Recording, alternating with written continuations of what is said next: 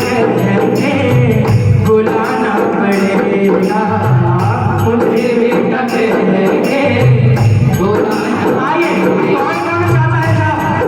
ये खुशनसीबी हमारी तकदीर में लिखा जाए कि किसी दिन खाटू वाला आगे अपना बेटा कहकर बुलाने। एक बार कर ईमानदारी से हाथ उठाकर एक दो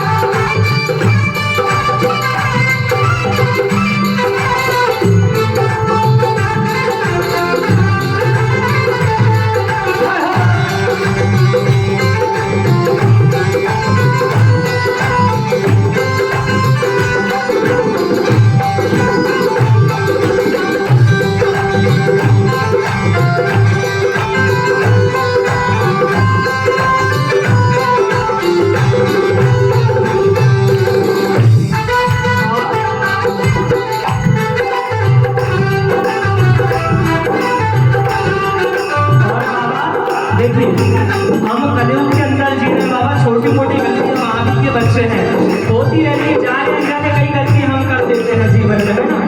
लेकिन बाबा यदि आप अगर रूठ गए तो हमारी तो नैया भी डूब जाएगी, है ना। तो बाबा से कहेंगे क्या कि बाबा रूठोगे तुम तो मनाता रहूंगा, रूठोगे तुम तो मनाता रहूंगा,